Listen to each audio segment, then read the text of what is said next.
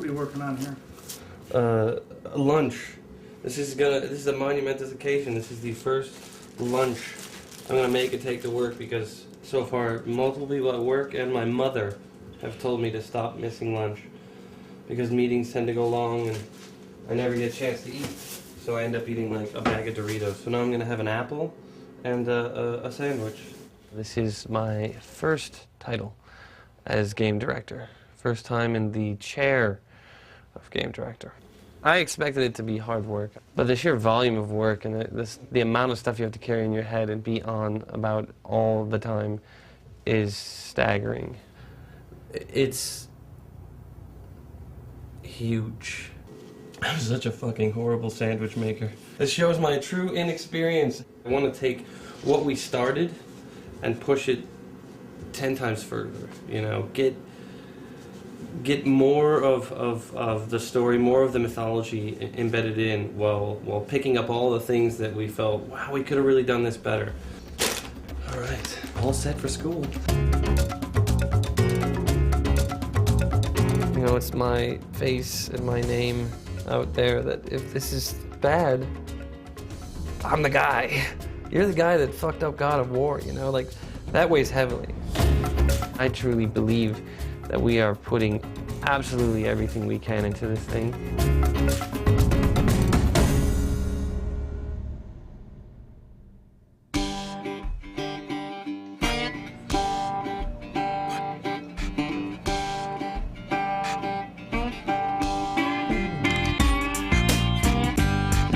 First, I want to apologize for my voice. It's a little rough. I was in Phoenix yesterday watching a football game, so it'll be cracking on and off. Go Rams.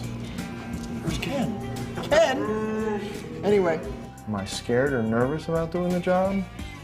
Yes, terrified. But the reality, and the good fortunate thing is, only when I get a chance to think about it. I'm not given much opportunity to think about it. We're starting to get to the point where we have a lot of stuff done, and it's going to be cool to start showing it to everybody. For the most part in the project, I'm, kind of an information person, going to different departments and like a sponge, soak up as much information as I can so I can direct people in the proper way. It's very, very challenging. At times it can be incredibly stressful, like right now.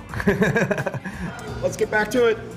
It's Rita calling from Sony. In terms of our new leads in the departments, and they're rising from a senior level environment artist to an art director, from an art director to a producer, from a lead animator to a game director. It's really a testament to the level of skill that each individual brings, that they have that multifaceted background, or at least the drive to pursue something and pursue it at 110%.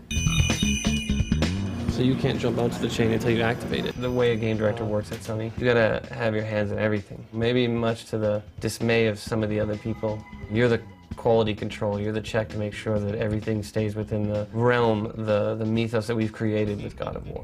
I'm in meetings right from when I get in, probably till about 7 or 8, sometimes later than that at night, and then I actually have other work that I have to get done, instead of just sitting around talking like a gas bag. So it sounds like I'm bitching about it, but you know what? It's not, I'm totally into it, I love it, but it's definitely bigger than I had ever imagined.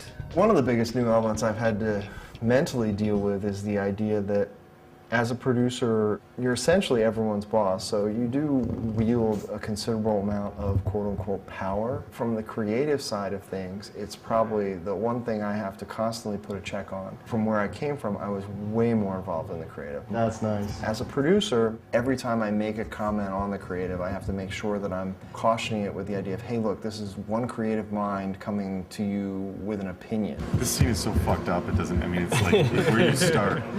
There's a lot to be learned about just interacting with people and keeping my cool as much as I can, and not trying to offend people. Like on the last project and up until I started as an art director, I was very blunt and kind of, sometimes I might have had kind of like, a fuck it attitude. But now I have to be a lot more political about things. And it's actually like, the more I do it, the more I understand it, the more I enjoy it. Something that we decided when we originally started the Santa Monica studio was to go for a very open plan office, so that everyone sits in an enormous room. There are very low dividers between different people's desks. We try and keep people sitting next to the people that they are directly working with. So, you know, the combat guys have most to do with the animators, so they sit next to the animators. Production's sat slap bang in the middle of the floor. They basically can see everyone moving around. Everyone is near to the production department. The programmers are all sitting next to each other, and we sit near to the technical artists because they're people that we spend an enormous amount of time communicating with.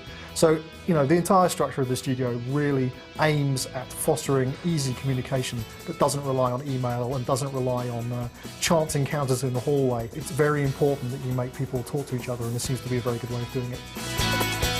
Upon my initial observation, it was like, holy cow, you know, everybody is there, and my desk in particular is right on the kind of the main thoroughfare, like I-5 running down the middle of sunny Santa Monica. So, you know, I hear everybody walk by, I hear everybody's conversations. I prefer it just because, you know, I can give Steve shit, or I can give Todd Pappy shit on my left, or whatever. I mean, for that, it's kind of a nice break than just locking yourself in your office. First coming here, I liked everything about the place except for that aspect of it. Is sitting in a big, basically like a gymnasium with a bunch of desks in it, and like you could hear like half of what people are talking about all over the place, and it might be kind of hard to get focused, but it really does bring out that collaborative experience. It's in your face. You see what everybody else is doing, so you end up understanding inherently from working here and walking, you know, to go get a soda or something like that. You get an understanding subliminally of what's going on in the game.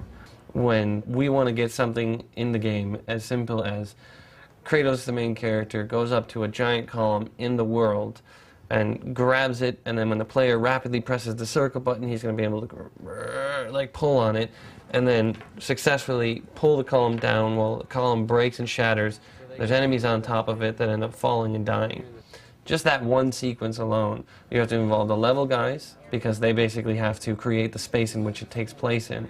Those level guys will also be modeling the column. Animation has to wait until that column gets designed. Then effects have to get put on it.